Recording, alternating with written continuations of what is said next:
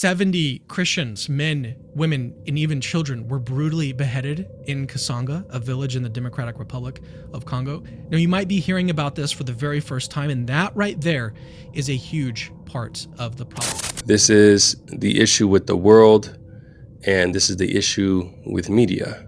Why is nobody talking about this? Let's go check it out.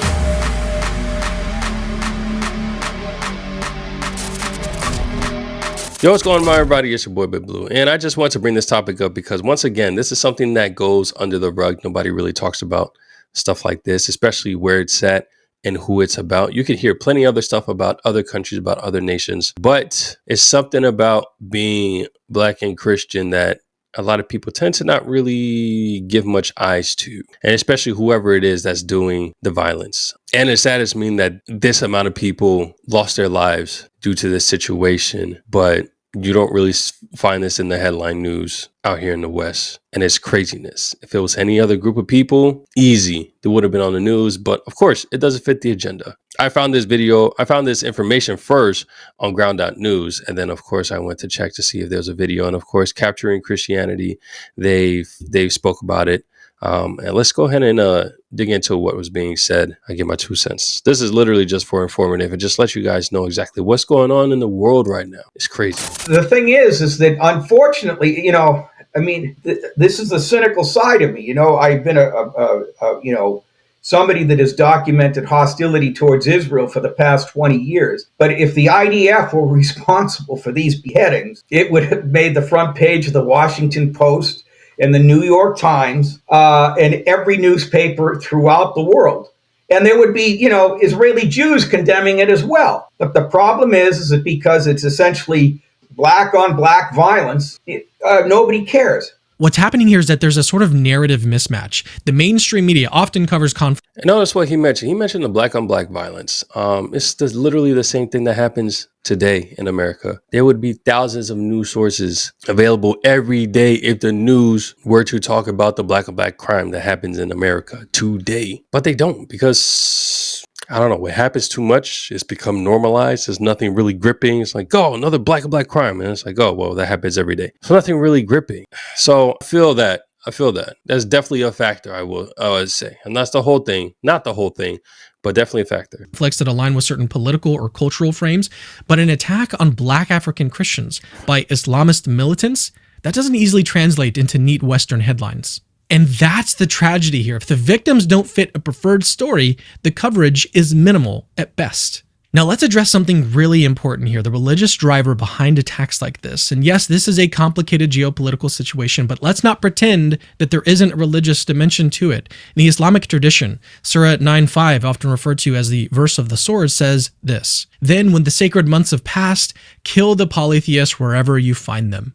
That phrase, kill the polytheist, has been used by extremist groups to justify violence against Christians.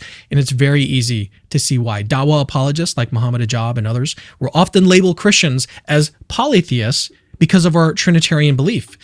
And it's interesting. This is honestly very concerning. When the sacred months have passed, then kill the polytheists wherever you find them and capture them and besiege them and sit and wait for them at every place of ambush. Why would we do this? Why is this necessary? But if they should repent, establish prayer, give zakah, let them go on their way. Indeed, Allah is forgiving and merciful. So the interesting about this is I can see, but I don't see them doing this. Well, then I guess they would have to repent, but I don't know. It just seems very weird, and it's very concerning as far as like the Muslim faith. I know a lot of Muslims that don't practice this, but it's like, I guess I got to do more research on the Islamic faith to really understand what is going on here, because if they're grabbing this, and I say that I'm grabbing this information right here is because this is the same thing that happens even with Christianity. A lot of people that claim to be Christians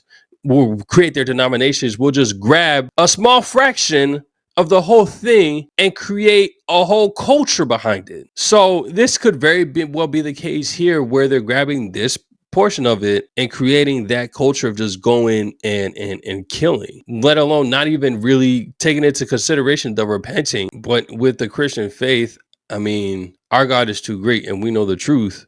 to really sit here and be like, okay, if you're gonna kill me type thing. I don't know. It's very weird. I don't know exactly what happened in that moment when they committed this massacre. Now, this is a massacre, but it's just craziness. Against Christians, and it's very easy to see why. Dawa apologists like Muhammad Ajab and others will often label Christians as polytheists because of our Trinitarian belief. But if Christians are polytheists, and the Quran says to kill the polytheists wherever you find them, is it really any surprise when Christians are brutally killed by extremist Muslims? When such groups call Christians mushrikun, those who commit shirk or polytheism, they believe that they have a religious license to kill. And this is exactly the mindset behind so many attacks on Christians in Africa and the Middle East. They see it not just as like a territorial or political battle, but as a divine mandate. And that's why ignoring the Islamic angle misses a critical piece of the puzzle. But here is the gut-wrenching question we have.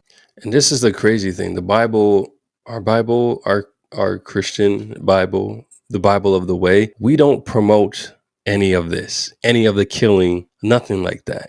We want people to understand who the real God is and live in this earth based off of the commands that the real God has desired. Yeah, there was a lot of things that God had told the Israelites to do, a lot of people, a lot of wars that happened in the Old Testament, but that was during their time frame. I wish somebody would go to the Old Testament and be like, look, Jesus said to kill all these people, so I'm going out and killing all these people. First off, that wasn't Jesus that said that. Secondly, that was during that time area. You got to see the context of what's going on. So the fact that you have another faith such as this Islamic faith that's promoting this today, that's craziness. But I would have to do more research. There has to be more to it. I would have to do more research on that. Have to confront. Would the world care more if these victims were not Christians? Like if we replaced Congolese Christians with a group more favored by Western media narratives, global coverage would absolutely explode on this story. But why not for these believers? Well, because we're talking about Black African Christians in a remote conflict-ridden area. They don't have like a powerful lobby. They don't command the same international attention. So they're relegated to a media footnote, even in mass casualty attacks like this. And this is not just tragic, it's morally bankrupt. The question we have to ask is this: does every human life hold the same value or not? Are Christians in the Congo any less valuable than any other persecuted minority across the globe?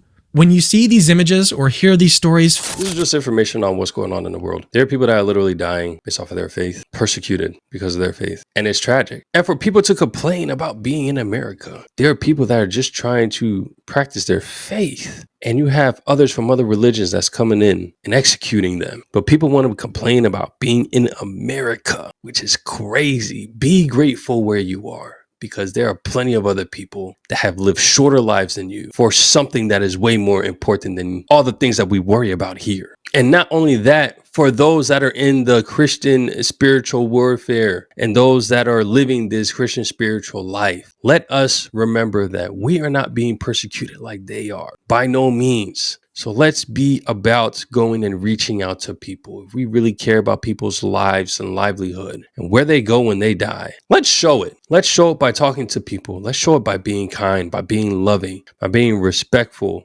regardless of how they treat us, and sharing the gospel with them. Let's do it, because I don't think we get our heads taken off like other nations who are just sitting around just trying to praise and probably just got ransacked by these other groups. Let us continue to be good stewards to our brothers as we can. Take advantage of the fact that we're not facing the same persecution as other nations are, not facing the same persecution as the apostles did, not facing the same persecutions as Paul did. Let's take advantage of it. And let's continue to pray. Let's continue to pray for all the people in all these other nations. Let's continue to pray for ourselves and this country, and for us to really use our minds and not just do things all willy-nilly, but to use the minds and the wisdom that God can provide us. If we only ask for it, if we only wish for it. Y'all let me know in the comment section what y'all think.